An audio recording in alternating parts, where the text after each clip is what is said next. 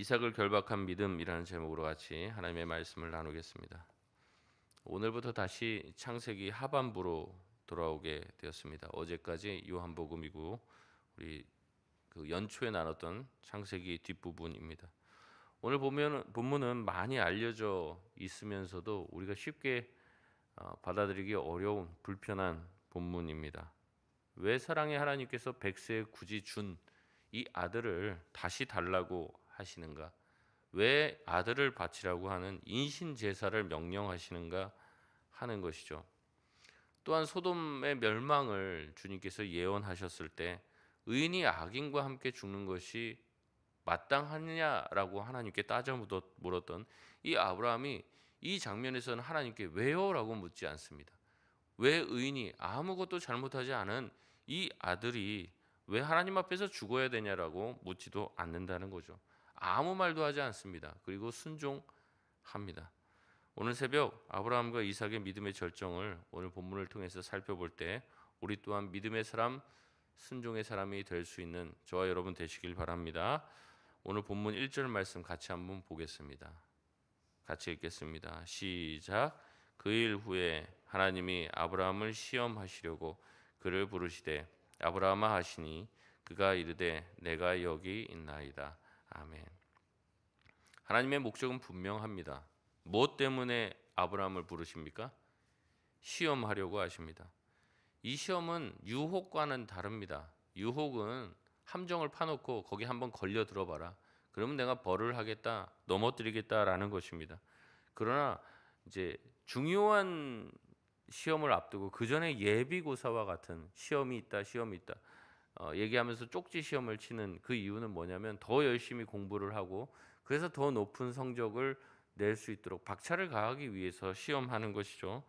주님이 시험하시는 시험도 이와 같습니다. 한 단계 더 높은 신앙의 경지를 바라보며 그를 더 높은 순종의 자리로 이끌기 위해서 시험하시는 거죠. 그 시험을 위해서 아브라함을 부르십니다. 이것은 아브라함을 벌하려는 것도 아브라함을 멸망하려는 것도 아브라함의 소중한 것을 빼앗으려고 하는 것도 아닙니다. 주님은 부르셔서 2절에 이삭을 모리아 땅의 한 산으로 데리고 가 그를 번제로 드리라고 명령하십니다. 여러분, 이삭은 아브라함에게 어떤 존재입니까? 하나님 자신이 아브라함의 마음을 대변하여서 이렇게 얘기를 해요. 2절에 보니까 뭐라고 얘기합니까? 내 아들 이렇게 얘기합니다. 또 뭐라고 얘기합니까?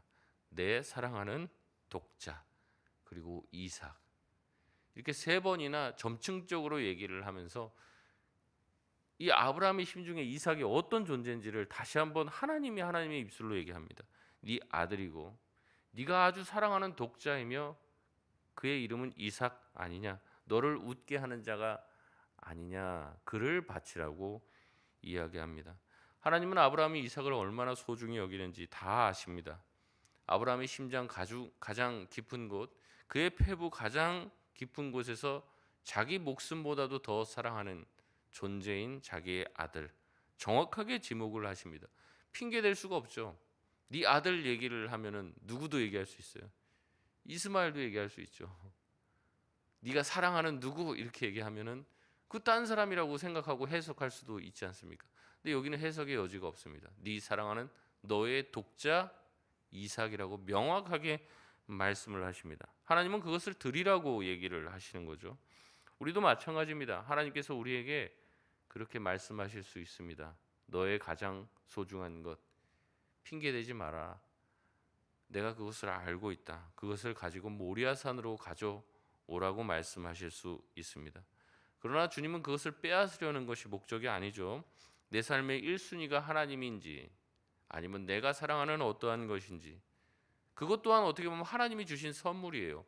근데 하나님보다 하나님이 주신 선물에 더 애착을 가지고 있는지 아닌지 지금 주님은 시험하려고 하는 것입니다. 그래서 다시 한번 그것을 우리에게 제시하면서 이것을 드릴 수 있는지 드리지 못하는지 주저하는지를 통해 우리도 몰랐던 우리 안에 하나님보다 더 소중히 여겼던 어떠한 것을 우리 스스로 깨닫게 하시는 거죠. 우리는 하나님께서 우리를 이렇게 시험하기를 원하지 않습니다. 아무도 이것을 원하는 사람은 없을 거예요. 적당히 하나님 잘 섬겼으니 내가 소중하게 여기는 것 그거 건들지 말아달라고 생각하는 것이 일반입니다. 그러나 주님은 자신을 가장 닮은 피조물, 자기 소중한 자기 형상을 닮은 인간이 하나님 외에는 다른 신을 섬기길 원하지 않으십니다. 하나님은 질투하는 하나님이시고 자기 자신만을 우리가 예배하길 원하십니다. 그런 의미에서 우리가 이 땅에서 누리는 좋은 것들, 우리가 봤을 때 원하는 것들, 그 모든 것은 우상이 될 수 있고 신이 될 수 있습니다. 칼빈의 말처럼 우리는 우상을 만드는 공장입니다. 모든 것이, 내가 가지고 있는 모든 좋은 것이, 내가 사모하는 모든 것이 언제든 우상이 될 수 있고 하나님의 자리를 차지할 수 있다는 거죠. 이 과정은 한 번에 우상을 무너뜨리는 것으로 끝나지가 않습니다. 이 우상 한번, 그래 내가 한 번 모리아산에 바쳤어, 그것으로 끝나는 게 아니에요. 또 우상을 만들어낸다는 거예요. 우리는 계속해서. 그러니까 우상을 무너뜨리는 것은요, 인생에 한 번만 하는 것이 아닙니다. 인생 전반에 걸쳐서 우리가 해야 될 과제이고 숙제입니다.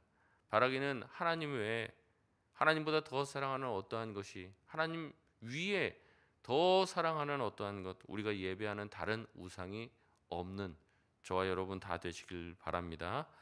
하나님의 명령을 들은 아브라함은 3절에 어떻게 합니까? 아침 일찍 일어나 채비를 합니다. 뜸을 들일 수도 있는데 그렇지 않습니다. 명령을 들고 아침 일찍 채비를 하고 조금도 지체하지 않고 고민하지 않고 말씀에 순종합니다. 모리아산까지는 3일 길이었습니다. 아브라함과 두 종과 이삭은 함께 길을 떠납니다. 그간에 어떤 대화를 나누었는지는 전혀 성경이 말하지 않고 있습니다. 그 3일 동안 도대체 뭘 했을까? 무슨 생각을 했을까? 성경은 말하지 않습니다. 그냥 조용히 길을 갈 뿐입니다. 4절에 하나님께서 일러주신 곳이 멀리 보이기 시작하자 5절에 아브라함은 종들과 함께 나귀를 가지고 여기서 기다려라, 나는 아들과 함께 더 깊은 곳으로 가서 예배드리고 다시 돌아오겠다라고 말합니다. 7절에 이삭은 아브라함께 무시무시한 질문을 합니다. 아버지, 번제할 어린 양은 어디 있습니까? 어찌 보면 아브라함의 입장에서는 가슴 찢어지는 질문이에요. 뭐라고 대답해야겠습니까? 너를 드릴 것이다, 뭐 이렇게 얘기해야 됩니까? 아브라함은 이렇게 대답합니다. 우리 8절 말씀 같이 한번 읽겠습니다. 시작. 아브라함이 이르되 내 아들아, 번제할 어린 양은 하나님이 자기를 위하여 친히 준비하시리라고 하고 두 사람이 함께 나아가서 아멘. 아브라함은 믿음의 언어로 대답합니다. 이 말은 아들의 질문에 대답할 말이 없어서 그냥 넘기려고 하는 변명이 아니죠. 아브라함은 믿음으로 고백합니다. 하나님께서 친히 자기를 위해서 준비하시리라. 여호와의 일에 고백을 하는 것이죠. 이 고백에 대해서 히브리서 기자는 이렇게 얘기합니다. 히브리서 11장 19절에 그가 하나님이 능히 이삭을 죽은 자 가운데서 다시 살리실 줄로 생각한지라. 비유컨대 그를 죽은 자 가운데서 도로 받은 것이니라 라고 얘기합니다. 그러니까 아브라함 마음에 믿음이 있었다는 거예요. 하나님이 이삭을 죽여도 다시 살려줄 것이라는 믿음을 가지고 주저하지 않고 이삭을 드렸다는 거죠. 그러나 이 모든 과정은 쉽게 이해하기 어렵습니다. 신앙생활을 하다 보면은 우리에게도 이런 날이 닥칠 때가 있죠. 왜 이런 시련을 주시는가? 왜 주님은 나에게 주었다가 뺐나? 이런 생각들도 할 수 있습니다. 막다른 길을 만난 것 같은 고통스러운 이 3일간의 여정을 보낼 수도 있습니다. 여러분, 그때 우리는 어떻게 반응해야 합니까? 이웃을 탓하고 환경을 탓하고 또 하나님을 탓할 수도 있습니다. 그러나 아브라함을 보십시오. 그는 정말 최악의 시간, 이해되지 않는 시간을 보내면서도 입술로 범죄하지 않습니다. 오히려 뭐라고 얘기합니까?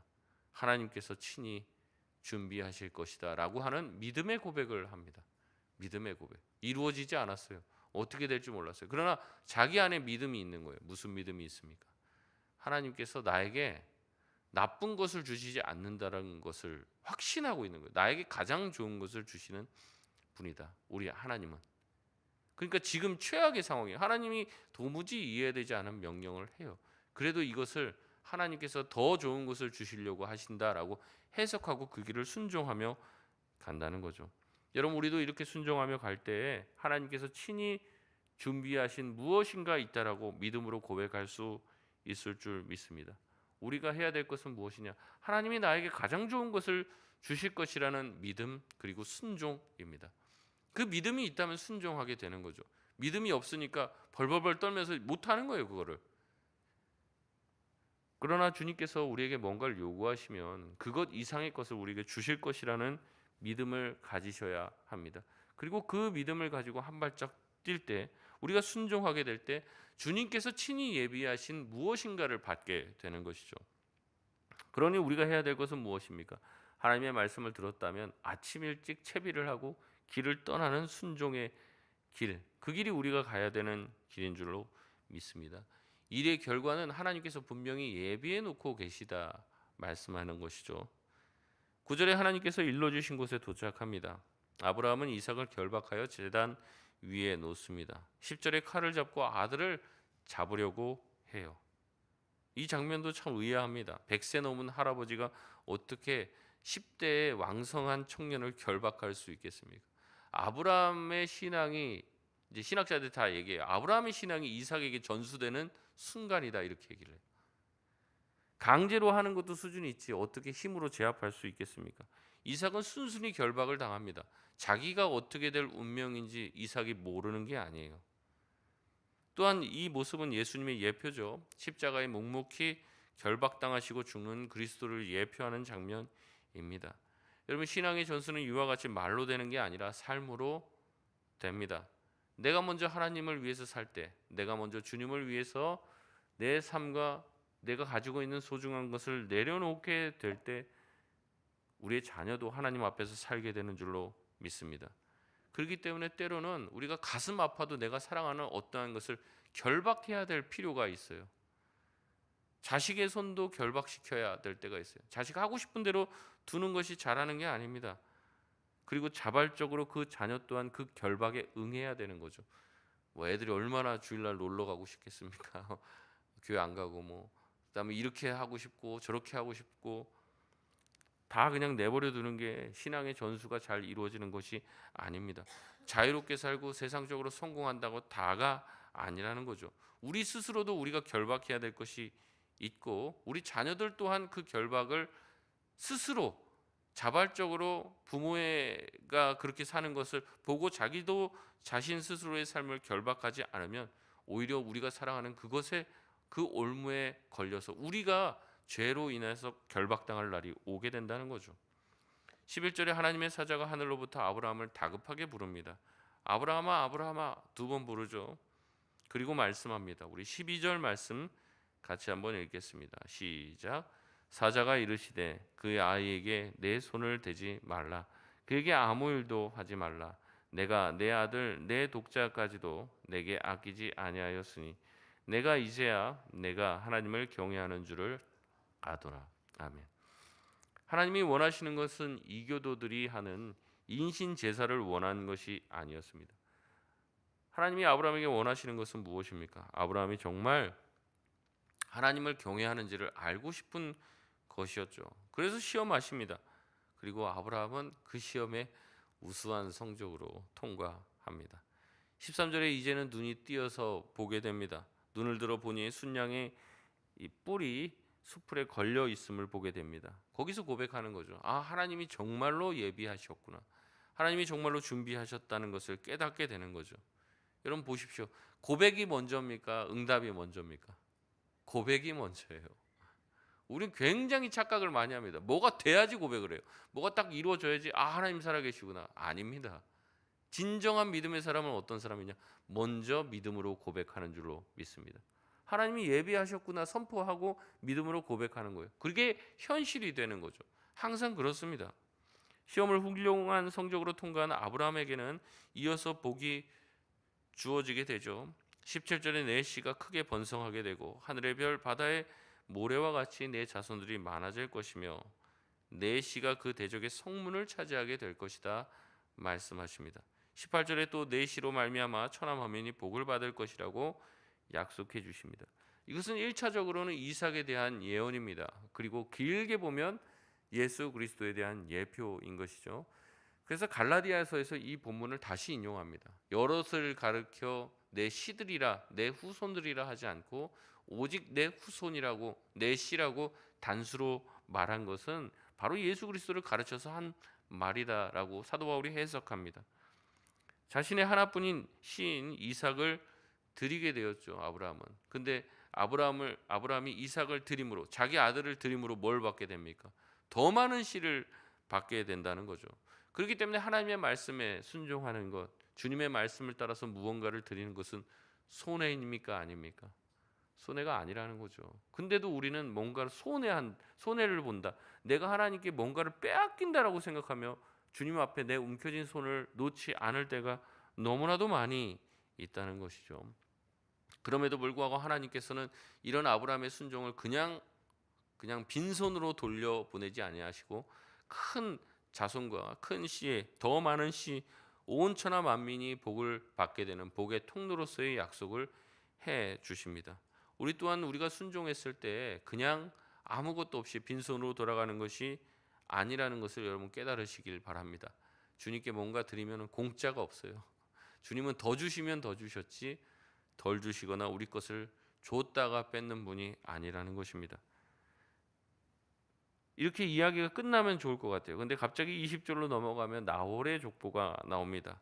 방금 전까지 모리아산에서 하나님께서 이삭을 번제로 드리라고 하신 그 극적인 사건을 다루다가 갑자기 이 아브라함의 친척인 나홀, 형제인 나홀의 족보가 등장하죠. 왜 그럴까요?